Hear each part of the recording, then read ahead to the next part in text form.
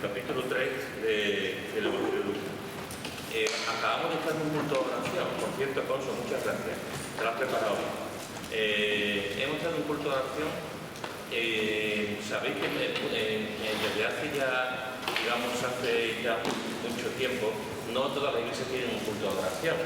Durante siglos, en las iglesias se buscaba el culto de oración.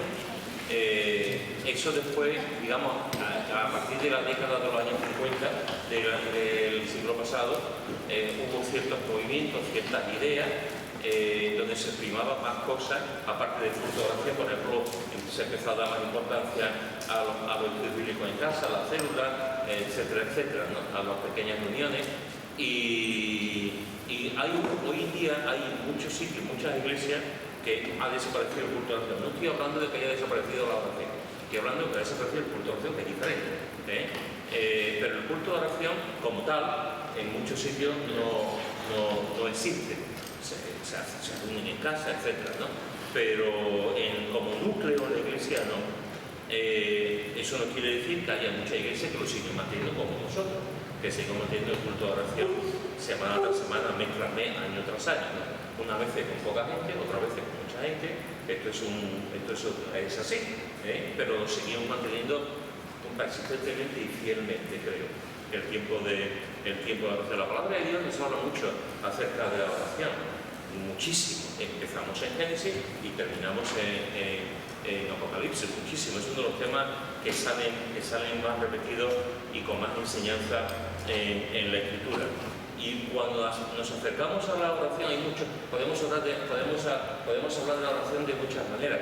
Podemos hablar de la oración, de la posición del cuerpo humano en la oración, cuándo debemos orar, los motivos de oración, cómo fueron las oraciones de Moisés, cómo fueron las oraciones del rey David, cómo fueron las oraciones de Nehemías, de Esdras, la oración del apóstol Pablo, etcétera, etcétera, etcétera, ¿no?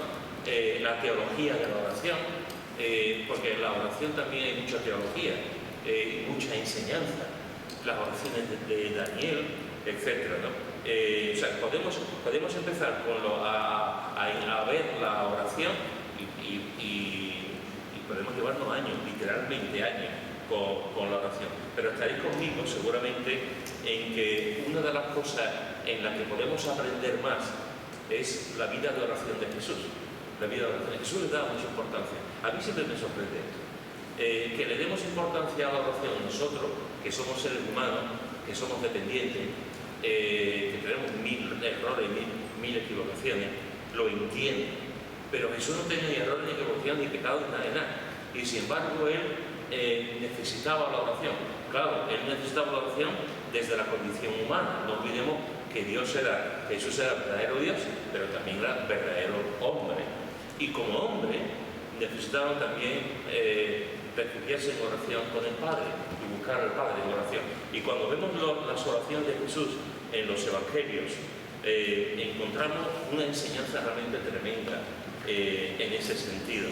El evangelio de Lucas nos habla muchísimo sobre la oración. Es el evangelio que nos habla más de la oración. También, por supuesto, los otros tres evangelios nos hablan también de la oración de Jesús.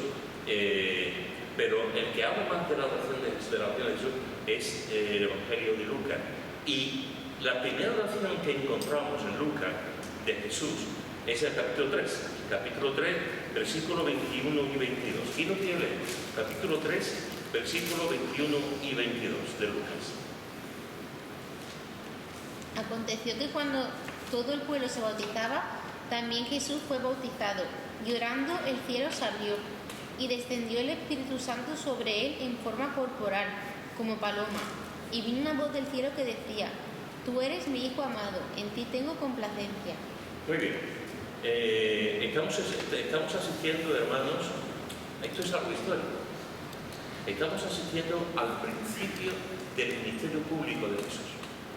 A partir de ahora, Jesús ha estado 30 años bajo la sombra de sus padres. Ha estado 30 años, en el anonimato, oculto. Lo conocían donde vivía, la gente, sus familiares, pero no tenía una fama que va a empezar ahora a salir. A partir de este momento, en este bautismo es como por decirlo de alguna forma, el pistoletazo de salida para el ministerio público de Jesús. A partir de este momento son 3 años. 3 años en el que Jesús va a estar yendo para arriba, yendo para allá, al norte, al sur, predicando el Evangelio, quedando con la gente, haciendo milagros, escogiendo a los discípulos, trabajando con ellos, anunciando las buenas nuevas, etcétera, etcétera. Y comienza aquí. Es decir, estamos siendo testigos de algo histórico. Estamos siendo testigos de cómo Jesús comienza su ministerio. ¿Y cómo comienza su ministerio?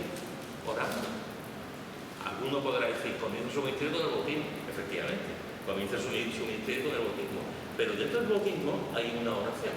Fijaros que dice el versículo 21, aconteció que cuando todo el pueblo se bautizaba, también Jesús fue bautizado. La pregunta es, ¿por qué se bautiza Jesús? Si Jesús no tenía pecado. Como ejemplo. Y ahí se mantiene el Padre. Sí, pero ¿por qué se bautiza? Como ejemplo. Yo me la cuento también, ¿no? Porque no era que no iba como Dios, sino como hombre, ¿no? Los que estaban allá a su alrededor. Y faltaba bautizando a hombre. Muy bien. Él no tenía necesidad de bautizarse. Lo hizo. Por ejemplo, como dice tu hermana, tú ibas a decir. No, yo como obediencia al Padre también. Por obediencia al Padre. Para identificarse con nosotros. Para identificarse con nosotros, efectivamente. Es verdad que. Sí. No, yo siempre que tú decís lo del bautismo, no se ve en la Biblia de Dios. Está fuerte. Sí, que lo que es, sacando los evangelios, en lo que era el Antiguo Testamento se ve lo del bautismo. Empezó el bautismo con Juan, ¿y no? Pero la gente acudía al bautismo como si fuera algo conocido. Que a mí me hace esta pregunta, como algo que era nuevo, como la gente acudía a bautizarse. Relativamente nuevo. Porque el pueblo judío, es verdad que la señal del pueblo judío era la circuncisión. Pero también había grupos y en aquel tiempo había muchos grupos. Estaban los esenios, había un montón de grupos.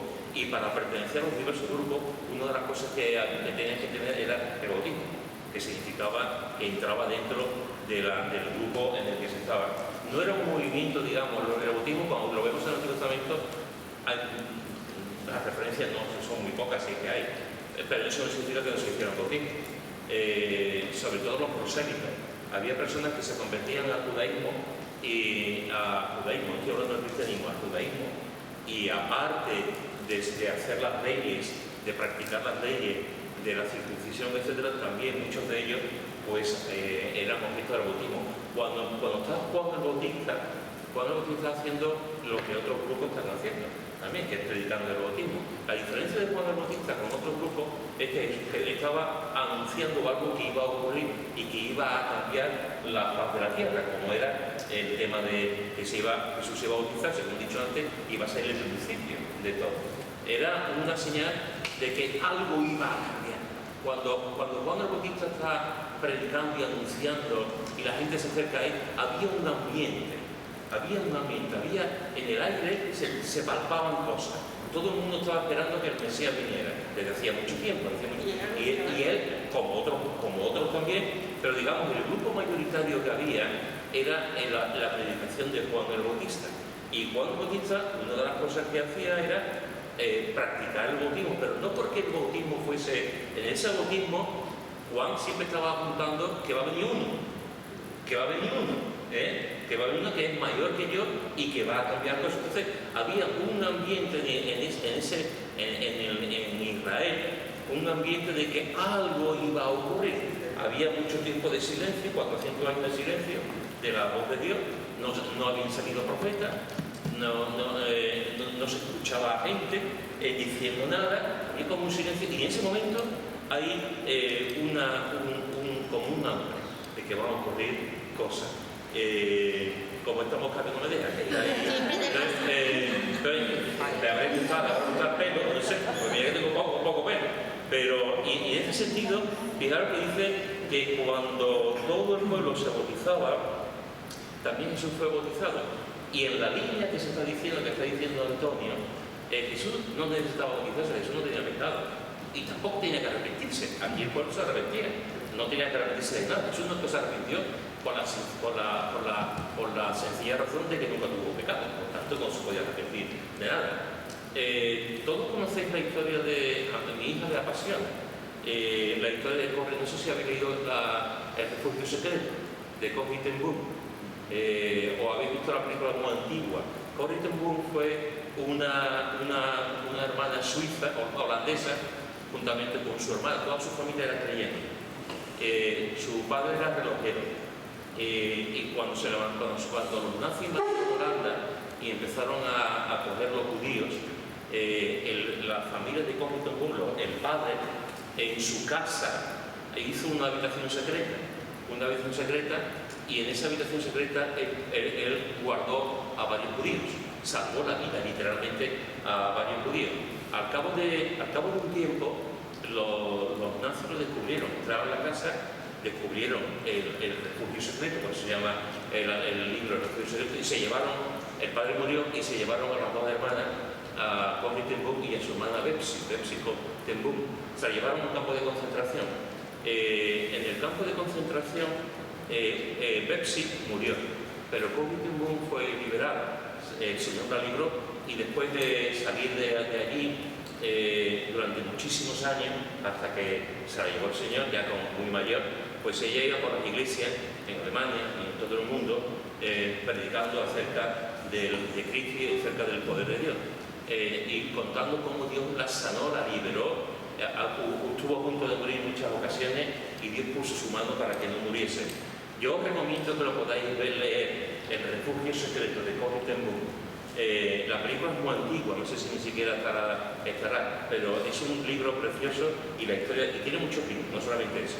Bueno, pues el padre gentil de Holanda no era judío, pero con lo que estaba pasando con los judíos, en aquel momento sabéis por los documentales y por las películas que a los judíos se les ponía en la ropa la estrella de David. Entonces tú ibas por la calle y tú veías a una persona, era obligatorio ponerse la estrella de David, era para señalar a los judíos.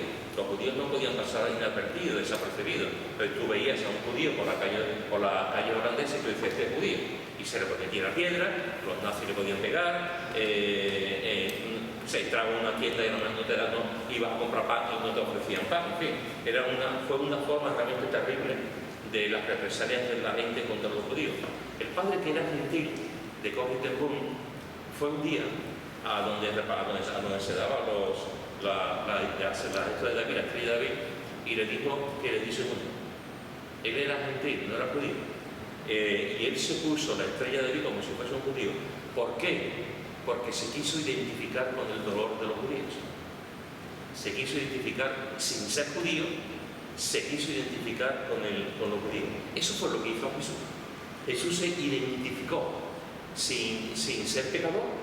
Jesús se identificó con la gente con el bautismo. Por eso Jesús se bautizó identificándose con el dolor, con el pecado de la gente.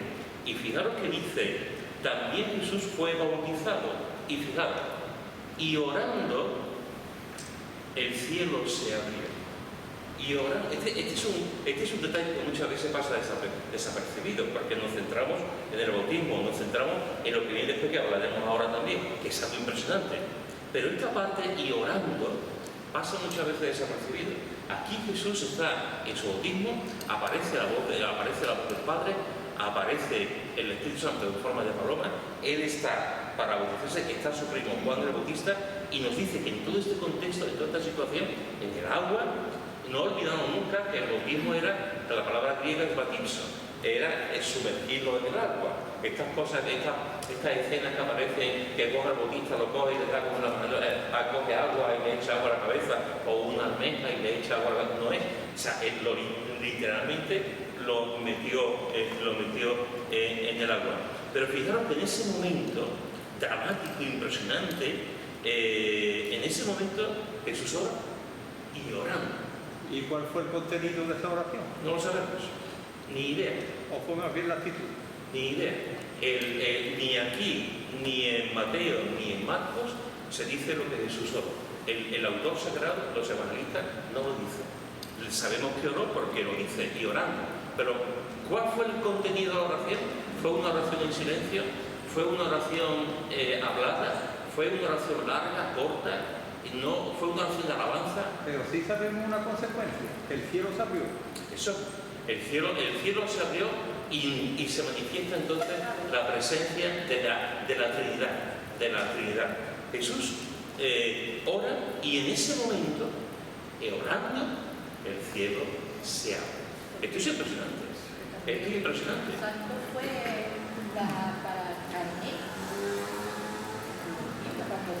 Fue cuando ya tenía el Espíritu Santo. A lo mejor no lo tenía porque no lo dice.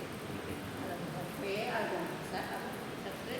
Lo cubrió con el Espíritu Santo. Lo que sí sabemos, porque lo dice el texto, cuando el cielo se abrió, descendió el Espíritu Santo sobre él en forma corporal, como paloma. Y a la misma vez vino la voz del cielo, del Padre, y esto que dice el Padre es tremendo, ¿no? Tú eres mi hijo amado, en ti tengo complacencia. Una de las cosas que encontramos en este texto es que cuando oramos pasan cosas sobrenaturales. Pasan cosas sobrenaturales. Aquí el cielo se abrió. Podemos hablar de la Trinidad, podemos hablar de la multitud que estaba allí, podemos hablar del principio de Jesús del ministerio, pero todo comienza con esta oración. Cuando Él ora, el cielo se abre. Es decir, una de las cosas que tenemos que entender, que tenemos que vivir también, es que cuando oramos pasan cosas sobrenaturales. ¿Tú recuerdas algún momento en tu vida que estabas clamando, estabas orando y pasó algo en ese momento de oración? ¿Recuerdas sobre alguna cosa que tú en ese momento dices, wow, esto viene de Dios, que estoy orando y ha pasado esto? ¿Recuerdas algo? Yo quiero decir una cosa, que no es que me ha escuchado contar esto 20.000 veces, pero cuando nos íbamos a casar, que pilló el COVID y todas las cosas, ¿no?, que ya sabemos, nos conseguimos encontrar en Londres el día en el que supuestamente nos íbamos a casar, que eso fue el Señor. Y total, que en esos días que estábamos llamando a embajadas, a sitios, a ver cómo podíamos hacernos para casar, porque ahí no nos dejaban entrar en España ni yo podía entrar en Estados Unidos. Y en Reino Unido no nos podíamos casar porque ninguno éramos residentes.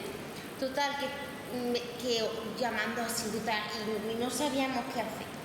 Y me acuerdo que en el sitio en el que me estaba quedando me desperté tempranito y me puse a orar, estaba de rodillas y yo, Señor, por favor, abre camino, dinos quién podemos contactar, qué podemos hacer, alguien con el que podamos hablar, que nos diga qué hacer, Señor, no sé qué. Y ahora mientras oraba, tú también estás orando, tú también. Y ahora, mientras que estaba orando, se me viene a la cabeza Joti de Nueva Vida. Pero que a mí nunca se me viene Joti a la cabeza. Joti es policía, Joti es un policía y yo estoy orando y se me viene Joti. Y digo yo, Joti es policía. Bueno, a lo mejor este hombre puede saber algo. Pero que mi tío, tengo un tío que ha sido policía toda la vida y se le vino Joti. Y total, que llama a mi padre, papá, tú le puedes preguntar a Joti si él conoce a algún policía o algo, que él sabe algo de si Mikey, intentando que coja el avión, lo dejan entrar o no. Porque yo había llamado a la policía y me habían dicho que no. Y dije, mi padre, venga, pues voy a llamar a Joti. Total, y al rato me dice mi padre, que dice Joti que sí, que te venga, que sí, que no hay problema, que Mikey coja el avión, que entra. Y digo, y me puedo fiar de Joti, total, que insisto, llamo a Joti de luna de miel o de los... Le digo, Joti, mira, perdona por llamarte, pero tú esto como lo sabes, porque verás, ahora mismo la gente no sabe lo que está pasando, tal. Y me dice, mira, te voy a dar el contacto de mi amigo, que es el que me lo ha dicho, que él sabe más que yo. Dice que lo puedes llamar. Total, que le llamo, le explico y tal, pero ¿usted cómo me lo puede garantizar a mí? Te lo puedo garantizar porque yo soy el que mira los pasaportes en el aeropuerto de Sevilla. Yo soy el que deja entrar a la gente. Otro policía. Y me queda así. Claro. Y me dice, mira, en el aeropuerto de Sevilla va a entrar. Y si por lo que sea alguno de mis compañeros no le deja entrar, tú tranquilo, que yo me voy a encargar personalmente de que él entre. Y es que eso fue el Señor, porque yo estaba orando y se me viene Joti, y tú eres amigo del que mira los pasaportes en el aeropuerto de Sevilla. Eso... Sí. También cuando estamos orando por una cosa o lo que sea, siempre en ese momento va y ya de verdad que cuando fuera y si lo personas a trabajar parece que va a escuchar. ¿Alguien más que haya orado y ha visto algo sobrenatural en respuesta a esa oración? Yo no puedo decir porque a veces, Habla más fuerte, usted. en las circunstancias que hemos tenido, me sobre mi cara llorando a todos pastillas y clamando al Señor, el Señor. Y se venía la idea de Ana, cuando me pidió por el libro, estaba llorando y levantó la chiquita y de verdad que no esa tranquilidad pensante y digo, vea, la iglesia tuya, como eres psicológico, si vas a hacer lo que tú quieras hacer, y no por mucho que yo me ponga aquí a llorar, va a ser tu voluntad, y me levanté pequeña verdad no me Que también viene de Dios y la paz. Esto que voy a contar lo he contado en alguna ocasión, no sé si os acordáis, o habrá gente, supongo que habrá gente que no lo sepa, pero hace años me invitaron a predicar en un campamento de familia y fuimos Charillo, no sé si estaban mis hijas aquí en el campamento de familia, y estaba predicando aquí a la semana. Y a los pocos días de estar allí, pues vino una señora que había ido al campamento con su madre y con su hijo. No había ido con el marido, no podía haber ido, no podía ir, y estaba en el campamento con su madre y con su hijo. El hijo tendría 3 o 4 años, tendría. A pocos días me dice, pastor, ¿podemos hablar? Y le dije, claro, podemos hablar. Le dije a mi mujer que viniera conmigo y nos sentamos después en Manantiales de Vida y nos sentamos allí en todos los bancos y empezó a hablar conmigo y me empezó a contar que tenía problemas en su matrimonio. Que las cosas no estaban bien, que no estaba contenta, que había muchas tensiones, que me habló del marido, que no la cuidaba, que no cuidaba a su hija, en fin, estas cosas que ocurren. Y yo estaba ahí sentado y estaba escuchándolo y de pronto le digo al Señor, estas oraciones que se hacen para adentro, digo, Señor, ayúdame, dame sabiduría para saber qué tengo que decir. Y cuando termino de orar, veo en su frente, hay otro hombre. Yo me quedé pasmado, o sea, literalmente, hay otro hombre. No es que yo lo viese en la frente, pero yo lo vi en mi cabeza como si estuviese en la frente. Fue como una especie de visión, hay otro hombre. Y me pongo estaba yo hablando, ella contándome todo esto, y yo estaba diciendo, ¿qué hago? Estaba asustado. Pero eso nunca me había ocurrido, estaba asustado. Pues yo decía, me estoy inventando un cuento. Y me estoy aquí contando una historia, y yo le digo a esta mujer, hay otro hombre, y aquí se valía la de San Quintín. Porque dice, ¿qué dice? Mentira, en fin. Y el otro hombre. Entonces yo estaba ahí, estaba por dentro con todo lleno de miedo, con inseguridad. ¿Qué me estás diciendo que hay otro hombre? Y hay un momento en que digo, Señor, pues se lo voy a decir, que saca el socorro por este fondo, no voy a tener. A ver lo que.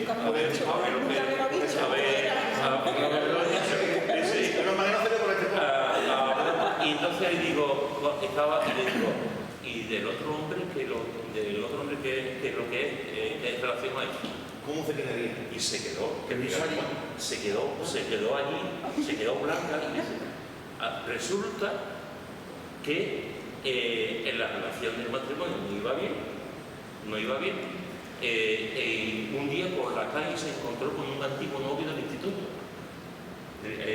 Y el antiguo novio del instituto se había casado y su matrimonio tampoco iba bien. Entonces se encontraron los dos en la calle, empezaron a hablar tomaron café, al día siguiente tomaron café, quedaron hasta que la relación entre los dos se unieron, porque los dos estaban mal en su matrimonio, los dos se unieron, y lo que ella pretendía cuando me pidió hablar conmigo es que un pastor de alguna forma le dijera: deja a tu marido, hombre, deja a tu marido y vuelve a casarte. Era como bendecir su reunión, su de esto.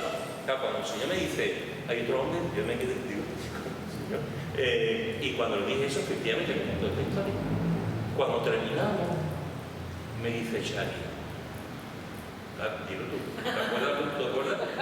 Claro, cuando diría, este hombre, ¿cómo ha faltado con esto? Claro. ¿Cómo falta este hombre con esto? ¿De dónde saca esto? Yo la estoy imaginando, ella se sorprendería, pero yo le iba a decir. Y yo estaba sorprendido, ¿no? Eso me ha pasado no con tanto calado, pero me ha pasado en alguna otra ocasión. Estas son cosas misteriosas. Esto solamente hace el Espíritu Santo. Esto no es una cosa. Pero lo digo porque a veces estamos tan acostumbrados a orar sin creer en la respuesta. Nos hemos habituado a orar por una religiosidad, por una monotonía, y muchas veces los primeros sorprendidos cuando oramos somos nosotros, que Dios nos responde y dice: no, si Dios me ha contestado, como a quien hemos estado pidiendo. Entonces, estas cosas sobrenaturales ocurren, no ocurren todos los días, porque entonces el corazón no aguanta. A mí me pasa esto todos los días, que no aguanto, me llevan al hospital, eso es muy complicado. Y además, en ese momento tú no sabes si realmente algo que te estás imaginando, algo que viene de Dios, o yo decía, como esta mujer, yo le diga que hay otro hombre, y me diga, se va a liar la del tigre aquí en el... pero no, la verdad es que, y podía haber dicho que no, podía haber dicho usted, pero es que se quedó desarmada y me contó la historia, como dice después Charlie me miró y dice: lo sabe, y no lo sabía, eso fue de Dios. Estas cosas, como ha contado mi hija, estas cosas que yo recuerdo recuerdo llamar a Boti, recuerdo que estábamos llorando los dos nosotros en casa, que a ver cómo podía venir para acá en pleno auge, en plena pandemia. Ya estaban preparando la boda, no la pudieron hacer aquí, él no podía ir a Estados Unidos, él no podía ir a España, y en la oración decía: llama a Jopi. Y Jopi era un policía, no es un inspector de policía, no es un policía, con la cosa de que tiene un amigo que trabaja en el aeropuerto y que es el encargado de los visados, que yo ni lo sabía. Y eso permitió que él entrase y al cabo de un tiempo pues se casaron aquí. Entonces, las cosas que Dios hace en la oración son cosas impresionantes. Y aquí, en este texto, estamos viendo algo sobrenatural, algo impresionante. Jesús ora, el autor bíblico no dice que oró, Jesús ora y de pronto el cielo está. Impresionante. ¿Y cómo sería el cielo? Pues... porque no ¿Cómo se mira el cielo? ni pone la palabra escrita, se abrió la ventana del cielo cuando hablamos de Jeremías, ¿no? No me acuerdo, que se abre la ventana del cielo, no me acuerdo, es una parte de la Biblia, pero no me acuerdo. ¿Qué será eso de abrirse el cielo? ¿Qué será? Yo no sé muy bien, o sea, lo mismo le pasó a Esteban. Esteban lo estaba matando y de pronto se abrió también la puerta de atrás, se abrió el cielo y vio a Jesús a la derecha del Padre. ¿Cómo se abre el cielo? En realidad no lo sabemos. Yo, al máximo que llega mi pobre imaginación, es que alguna vez tú ves las nubes y tú ves en las nubes hay figuras que son preciosas. Esa es la imaginación de Dios tremenda. Y ahí tú ves un caballo, a María José comiendo caracoles a nosotros. Entonces, tú ves pues a lo máximo que llegó es el cielo, de alguna forma, se pone de tal manera que estás viendo la gloria de Dios. por decir algo, porque eso ninguno podemos entenderlo. Parece como si abriera como si fuera un rayo. Sí, algo diáfano de luz, no lo sé. El caso es que ocurrió y comienza lo que vemos como el bautismo y aparece la Trinidad. Yo te animo en esta tarde a que ores. Te animo en esta tarde a que no ores desde el aburrimiento, ni ores desde pensar que esto no va a ocurrir.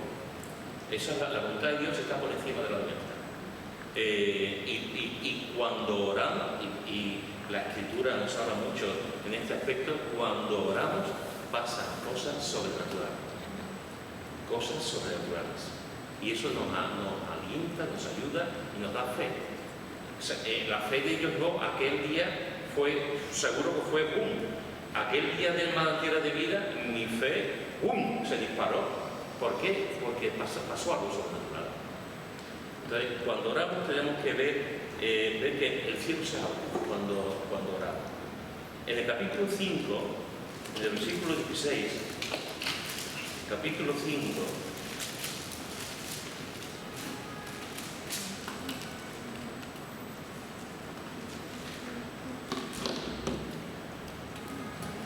versículo 16, bueno, el 15 y el 16, ¿quién lo quiere leer? Pero su fama se extendía más y más y se reunía mucha gente para oírlo y para que le sanase de sus enfermedades. Mas él se apartaba a lugares desiertos y oraba. Muy bien, ¿qué aprendemos aquí? Pues se apartaba, ¿no? Se apartaba para estar en comunión con tu padre. Que siempre buscaba un tiempo por orar. La importancia que le da la oración y la importancia y la necesidad. Bien, ¿Y por qué la importancia y la necesidad. Bien, Porque venía mucha gente para ser sanada y necesitaba tener contacto con la padre. Para que pudiera poder ayudar a las personas que acudían a él. conforme iba pasando el tiempo, como dice muy bien el texto, la fama de Jesús se extendía más y más. Y vemos que Jesús iba por los lugares, por los sitios, por las ciudades, por los pueblos, predicando el Evangelio, y la gente iba también a él. Su fama se extendía, hay uno que sana, hay uno que ha hecho esto, un tal Jesús ha curado a un leproso, Jesús ha hecho esto, su fama se extendía más y más. ¿Y qué es lo que ocurre cuando eso pasa? Porque se reunía mucha gente, y ahora lo que dice, se reunía mucha gente. No dice se reunieron 2 o 3, o se reunieron 4 o 5, se reunía mucha gente para oírle. Y no solamente para oírle, sino para que le sanase de sus enfermedades. Esto es interesante. Antes ha estado orando Manolo, que estamos agradecidos, porque él y Conso están viendo la serie de Chosen, los elegidos. Yo os animo a aquellos que no lo veáis, que no lo hayáis visto, os animo a que veáis la serie. La serie, sobre todo doblada hoy, está doblada al castellano, al español, es impresionante. The Chosen es los elegidos. Es una serie sobre Jesús. Muy buena, muy bíblica. Siempre hay cosas que no salen, pero muy bíblica. A nosotros nos encanta. Hemos visto las 2 temporadas y hay un episodio, que no sé si lo habéis visto vosotros, hay un episodio que retrata muy bien esto que estamos hablando. Un episodio en el que Jesús pasa todo el día prácticamente hablando con la gente y sanando a la gente. Los discípulos están hasta aquí. Los discípulos están hasta aquí porque se llevan todo el día la gente yendo hacia él, sanando, hablando, y los discípulos cuando va a terminar, cuando vamos a descansar. Yo no estaba haciendo nada, era Jesús lo estaba haciendo. Y están un montón de horas. Y cuando ya están haciendo, Jesús llega a donde están las tiendas de campaña, las tiendas donde están durmiendo, y Jesús llega y ni cena. Va a la tienda y dice, perdonadme, pero voy a echar la cama porque no puedo más. Había estado todo el día con la gente, había estado todo el día sanando, y eso produce un desgaste físico. Estaba súper cansado, no sé si lo habéis visto. No, no lo vi. Vamos a empezar la segunda temporada. Hace sus oraciones y se echa literalmente en la cama, súper agotado. Pues eso es lo que Jesús nos dice aquí. Jesús, la gente venía, decimos, Jesús hablaba, parece que el hecho de hablar, pues como que no le damos mucha importancia, pero el hecho de hablar durante horas cansa, y cansa mucho. De hecho hasta pierde kilos a la hora de hablar. Y no solamente de esto estaba hablando, sino que estaba tocando a uno, estaba sanando a estaba orando por aquella mujer que tiene un problema, por aquel hombre que estaba cojo. La gente iba a él y lo sonaba todo el día. Y yo soy Jesús. A mí no me levanta a la mañana siguiente nadie.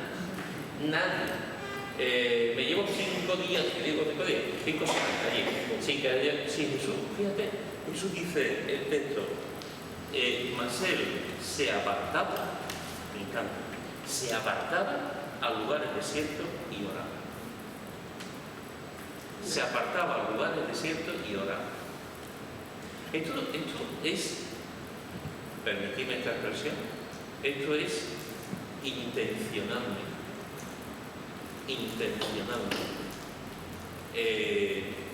Jesús, yo no sé si Jesús puso el despertador, pero Jesús, la intención que tenía es: voy a dormir, pero me tengo que levantar temprano, porque aunque esté cansado, tengo que estar a solas con el Padre. ¿Por qué? Porque estando a solas con el Padre, me va a dar la fuerza para continuar. Él necesitaba orar, estaba en su condición humana. Él necesitaba orar al Padre para darle la fuerza, la vitalidad para continuar adelante. Y se apartaba al lugar desierto. Ojo. ¿Podemos orar en medio de un cine viendo una película? Claro. Tú puedes ver los Capitán América en el cine y tú estás viendo la película, estás orando y Dios lo escucha. Pero para tener... O vas en el coche y pones una música y tú puedes estar orando y Dios lo escucha. Pero cuánto mejor es estar en un sitio apartado, sin ruidos. Tenemos un enemigo común hoy en día, que es el ruido. Hay ruido por todos lados, por todas partes. Y para orar bien, incluso para leer la palabra, yo no puedo leer la palabra con ruido, yo tengo que tener silencio. Yo sé de otros hermanos, otras personas que tienen música y lo pueden leer, en mi caso no puedo. Necesito concentrarme, estar tranquilo, y la oración igual. Jesús se apartaba al lugar desierto. ¿Qué es lo que hay en un lugar desierto? Bueno, cartilla, silencio y para de contar.